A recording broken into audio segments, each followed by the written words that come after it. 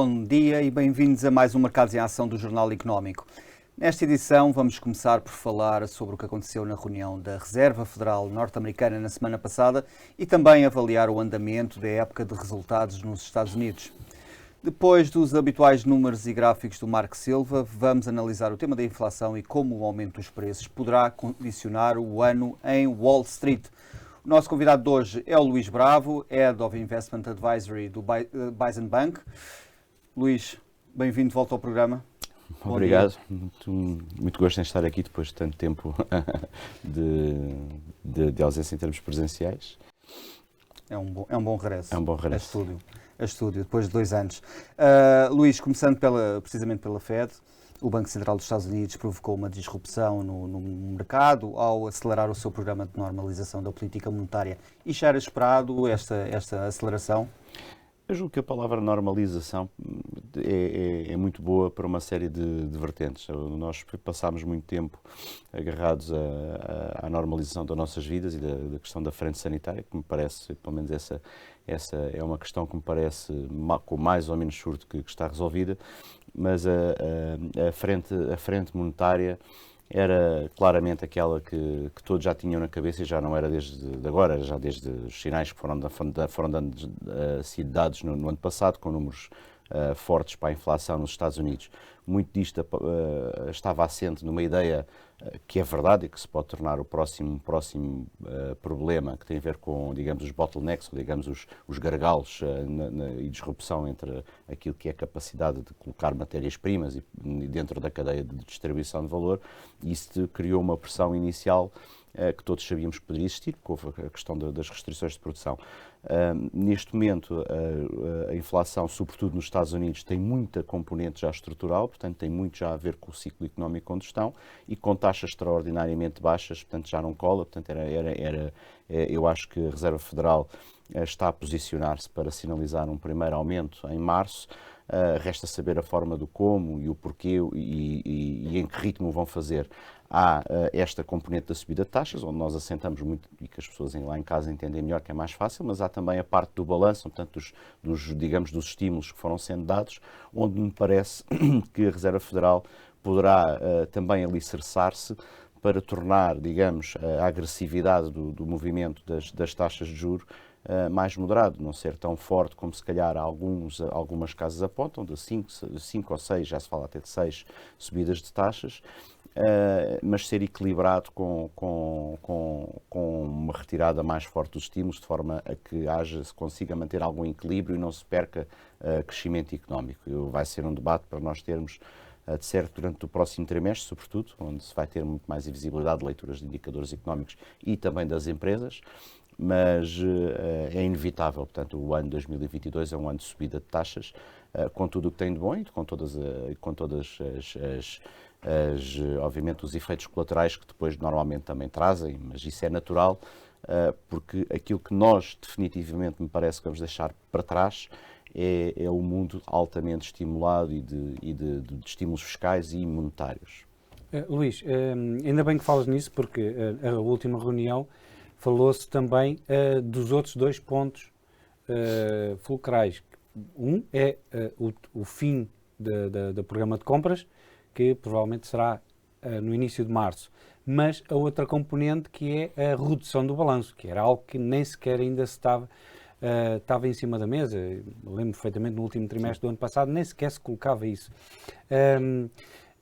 Havia indícios, como referes, que a inflação estava alta e poderia continuar, mas houve aqui um acelerado passo muito significativo, não é? Porque nós, em meados do ano passado, nem sequer se estava a prever a subida dos juros para antes do segundo semestre deste ano. Achas, e aliás, Paulo, inclusive, a meados do ano passado, ainda estava a indicar que era transitória a inflação. O que é que achas que foi o clique que fez a Fed mudar de retórica no final do ano? São as leituras que foram sendo dadas, e sobretudo leituras estruturais que indicam que pode haver um efeito transitório. Eu acho que o efeito transitório vai ser um grande debate no primeiro semestre do ano, Mas há sinais evidentes que há também procura por detrás e que há economia por detrás. Portanto, é natural que, por exemplo, eu julgo que das vezes que falámos sobre isto, eu sempre achei que o debate da inflação era um debate para o final do ano, não para 2021, mas quando ele surge, e surge com o ímpeto que nós vimos em termos de leituras de inflação, as expectativas ajustam-se e a própria narrativa da Reserva Federal já mudou há muito tempo. Aliás, os norte-americanos são mais ágeis nessa componente. Também tiveram que se ajustar e, portanto, eu julgo que provavelmente, eu não sou dos que acha que vai haver 6 subidas de taxas, mas é verosímil pensarmos que teremos uma taxa por trimestre, pelo menos, diria eu.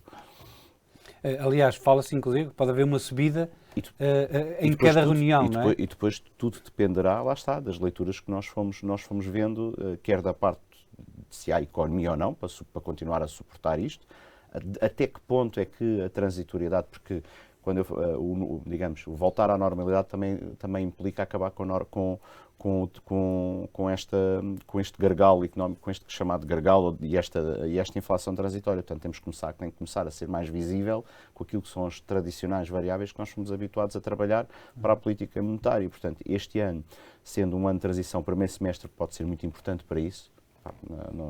As indústrias do setor alto, de tecnologia, têm uma enorme falha nas suas cadeias de abastecimento e isso, das duas uma, é também uma curiosidade para ver nesta época de resultados, no final do dia, para tentar perceber até que ponto é que estas falhas estão a ser colmatadas ou não. Há sinais de que ainda está para durar. E isso vai ter uma influência muito grande, como gatilho, como perguntavas, da forma como a Fed vai se sentir mais à vontade ou menos à vontade para subir mais taxas e reduzir balanço. Reduzir balanço é uma variável, de facto, que pode introduzir... Então, só uma perguntinha rápida. Achas que eles poderão fazer isso simultâneo, ou seja, reduzir o balanço e subir os juros na mesma altura? Porque eles disseram que um será a seguir ao outro. Mas... Eu diria que não. Eu tenderia a concordar no sentido que vai ser sequencial, mas depende de como tiver a economia.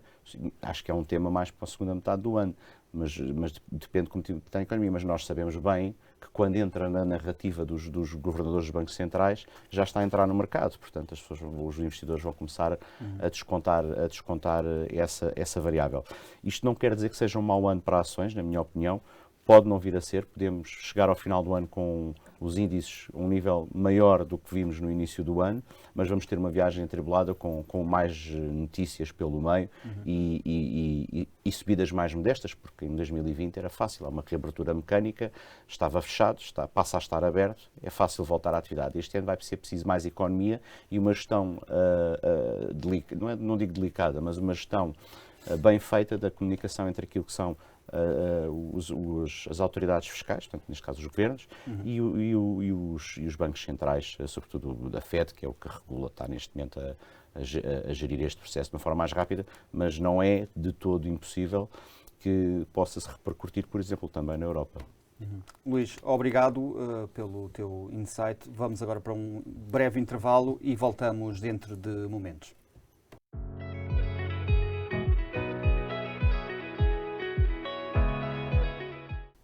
Bem-vindos de volta.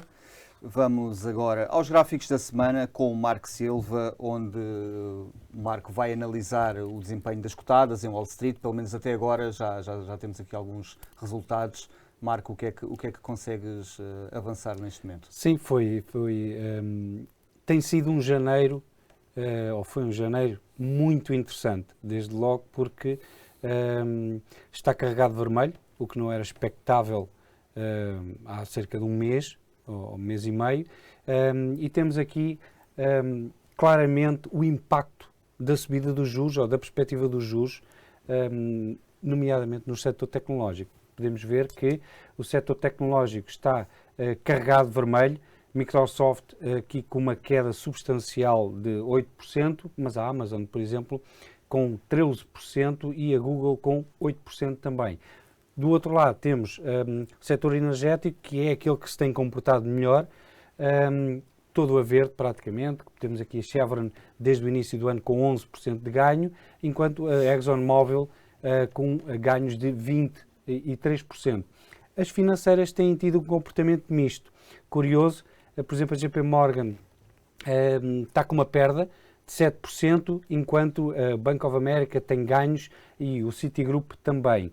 Em relação ao resto do mundo, de realçar a queda substancial da Shopify e do Mercado Livre, que foram dois títulos que subiram muito na pós-pandemia, ou seja, depois do aparecimento do Covid, devido a serem empresas ligadas ao comércio online. Depois, na Europa, destacar aqui a queda da ASML, portanto, fabricante de chips, que não é muito lógico, tendo em conta a procura que existe de chips. E no Japão, destaca aqui para a Toyota Motors com uma subida de 4%.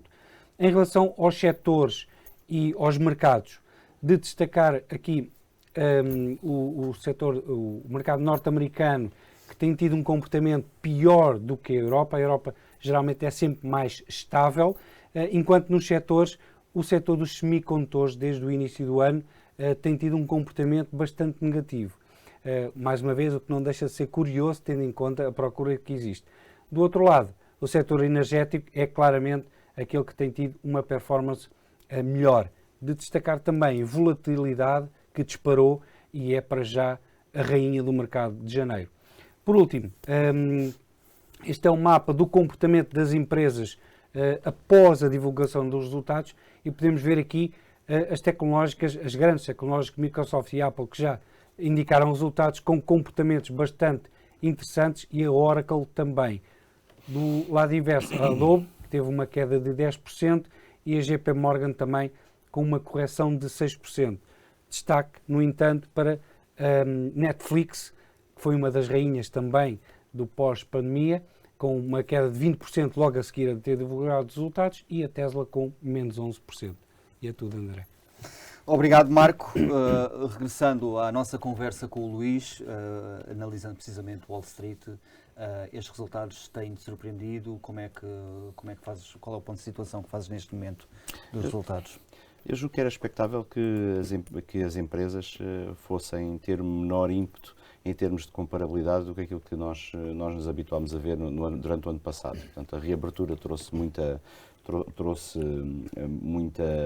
notícia positiva relativamente à retoma, mas também trouxe muita ilusão num mercado com taxas completamente baixas, muitos estímulos, e as pessoas a começarem a consumir porque estavam trancadas em casa, voltaram, e que os economies começaram a funcionar, e isso ajudou muito. Neste momento, como já tínhamos estado aqui a conversar, nós vamos ter um processo de normalização. Os processos de normalização têm zonas de ajustamento. E aquilo que nós estamos a atravessar neste momento é uma zona de ajustamento, onde as empresas, o que não tem de ser necessariamente mau para as empresas. As empresas não vão deixar de fazer dinheiro. O grande problema, neste momento, tem exatamente a ver com aquilo que nós também abordámos aqui na primeira parte da conversa e com a parte dos gargalos, da disrupção que tem havido entre a parte da oferta até chegar ao consumidor final. E isso pode criar decisões por parte das grandes empresas em termos de inclusivamente de estocagem. Por exemplo, falávamos, creio eu, de Netflix e outras empresas tecnológicas que necessitam desses componentes, e é natural que este tipo de decisões possam esmagar margens, possam temporariamente afetar o próprio negócio da empresa, apesar de nós acharmos que toda a gente procura esse tipo de produtos. Portanto, eu julgo que sim, que as margens têm sido obviamente aqui a parte mais afetada. Talvez as receitas podem continuar a ter uma evolução bastante favorável durante o próximo ano, e isto suportar ainda o mercado durante algum tempo, mas vamos ter uma parte de ajustamento que tem muito a ver com até que ponto é transitória esta inflação e até que ponto é que as empresas vão conseguir gerir esta falta de matérias-primas dentro do mercado. Luís, deixa-me, ainda bem certo. que referes a questão das margens, porque com 33% das empresas do S&P 500 que já reportaram resultados, 77% delas bateram as previsões de lucros, só que bateram por uma margem inferior àquilo que é habitual. A média de 5 anos está nos 8,6% acima das expectativas e, neste momento, bateram apenas uma média de 4%. Ou seja, existe esse esmagamento de margens que estás a referir. Achas que o outlook das empresas, mais do que o comportamento na última parte do ano, será o fundamental para os próximos... Sem dúvida, sem dúvida. E achas que haverá visibilidade de outlook? Não, o ano passado... tens toda a razão. Às vezes é bastante mais importante. Porquê? Porque nós no ano passado andámos a navegar, a tentar adivinhar o que é que ia ser 2022 e, portanto, é natural que ainda, ou que os analistas, que depois nesta parte são importantes, porque puxam para cima ou puxam para baixo um bocadinho as avaliações do mercado, e isso ajuda, sobretudo quando temos o mercado, a previsibilidade das taxas de juros, a previsibilidade dos resultados das empresas vão ser importantes para ver até que ponto é que vai valer a pena estar em risco ou não. Eu volto aqui um bocadinho à mesma tecla, não querendo tornar-me repetitivo, mas nós este primeiro trimestre vai ser um trimestre de ajustamento disto tudo. E, portanto, aquilo que as empresas entendem o que vão fazer, obviamente que a volatilidade vai ser importante nisto, porque neste momento as empresas também não têm ainda visibilidade de até que ponto é que estas disrupções podem afetar o negócio dos próximos trimestres. Vamos ver, não é a procura, é a capacidade de entregar e de ir de encontro à procura. Portanto, acho que sim, vai ser bastante importante. Havendo esse período de ajustamento, eu diria que estas correções que nós vimos em janeiro vão refletir depois um pouco menor de volatilidade, porque depois há níveis técnicos que vão ser batidos. E, na verdade, porquê? Porque nós, mesmo com as subidas que estão esperadas, a verdade é que a economia está a crescer, a verdade é que mesmo o ritmo de subida esperado não é totalmente incompatível para destruir o balanço das empresas em termos dos juros que pagam e dos resultados financeiros, que depois também mexem com os resultados das empresas. Portanto, como no final do dia vai continuar a valer a pena mais estar investido em economia do que ser credor da economia, é natural que as empresas vão fazer mais dinheiro, continuam a ter mais lucros do que no ano passado. Não vai ser loucura ou digamos, o carrossel mágico fácil com que nós vivemos no último ano, sobretudo, não é? Portanto, isso não vai acontecer. Portanto, vamos ter um mercado mais normalizado, com volatilidade aqui e ali, sempre que houver alguma notícia menos favorável relativamente a estas coisas da disrupção da oferta, à inflação, e é uma política mais agressiva por parte da FED para tentar controlar estas variáveis. É um bocadinho a forma como eu vejo isto.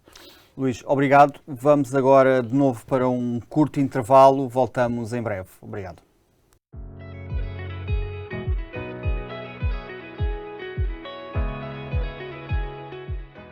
Bem-vindos de volta. Vamos agora continuar a nossa conversa com Luís Tavares Bravo e analisar a inflação nos Estados Unidos e também a sua consequência, a par das ações da Reserva Federal ou das esperadas ações que podem ter aqui nas cotadas em Wall Street e particularmente nas tecnológicas, que têm estado aqui a sofrer perdas devido a isto. Luís, como é que olha para a inflação? É preocupante? As cotadas em Wall Street têm de se preocupar com a questão da inflação? Todos temos que nos preocupar com relação à inflação, mas eu nunca fui treinado a pensar na inflação como uma coisa má. A inflação traz, e isso é importante, acho que já que estamos aqui também explicamos isso às nossas pessoas que nos estão a ver, a inflação normalmente vem a par com o crescimento económico. Portanto, nós temos uma situação anómala, onde, porque ficámos todos em casa e parados, as fábricas deixaram de produzir e de repente, de um dia para o outro, passaram a necessitar de produtos, e isso criou a tal chamada inflação transitória com que andámos a conviver um pouco no ano passado. Neste momento, a questão torna-se um bocadinho mais séria do que isso. Portanto, a economia norte-americana, que é a maior economia mundial, mas não faltará muito para que isto seja uma realidade exploratória para todas as principais economias do mundo, tem neste momento níveis, nós falávamos ainda há pouco, expurgando mesmo os efeitos transitórios, não andará abaixo dos 4%. E, portanto, com taxas muito próximas ainda de zero, é natural que o custo do dinheiro comece a ter que ser controlado pelas autoridades monetárias. O impacto que isto pode ter no mercado tem a ver com o equilíbrio que é preciso ter, ou seja, as empresas para conseguirem colmatar aquilo que é o custo que vão ter em termos dos financiamentos, de tudo o que cerceia a atividade financeira das empresas, vão ter que acolmatar com mais atividade, vão ter que a vender mais, sendo que os consumidores, como também existe mais inflação, também o poder de compra acaba por ser um pouco toldado. Portanto, isto significa que este tipo de controle durante o próximo ano vai ser um tema muito grande, por duas curiosidades. Primeiro, para tentarmos perceber até que ponto é que esta inflação transitória não se torna menos transitória e tem ganho um efeito de rigidez, porque por um lado as empresas também se estão a transformar e podem levar tempo a ajustar os seus fatores de produção, e os fatores de produção também têm custos de trabalho e que também são cada vez mais caros, mesmo fruto depois disto que é o resultado da pandemia. E depois, em segundo lugar, tem a ver com até que ponto é que a procura pós-reabertura, portanto, aquilo que tem a ver com o poder de compra das famílias e dos consumidores, é efetivamente forte, porque só isso é que vai permitir que exista uma normalização monetária que seja saudável, que faça-nos entrar num ciclo de crescimento e que seja lido pelos analistas como tal, permita que as empresas continuem a transacionar com múltiplos de preço sobre os seus resultados, não digo ao mesmo nível que tivemos no passado, mas com níveis saudáveis, e que os investidores consigam consigam manter essa confiança nos mercados de risco, até que, obviamente, passem a preferir estar em dívida, porque é mais fácil ter um retorno em carteira do que nas ações. Luís, deixa-me então, em relação ao que disseste, disparar 3 perguntas. A primeira é desde logo isso que tu referiste, que eu acho que é muito importante de elucidar, que é a questão do retorno. Porque pode-se perguntar, então, mas porquê é que as tecnológicas estão a sofrer mais pressão? Estão a sofrer mais pressão exatamente por causa da subida dos juros, que se tornam menos atrativas em relação a outro tipo de investimentos, nomeadamente o rendimento fixo, e é por isso que existe aqui um desconto, porque quando os juros estão a zeros, portanto, não existe grande interesse em estar em rendimento fixo, aliás, até porque o próprio rendimento fixo é um mercado que tem estado apanhado pelos bancos centrais. Achas que isso vai continuar a acontecer? Portanto, as tecnológicas vão continuar a sofrer o reajustamento durante 2022.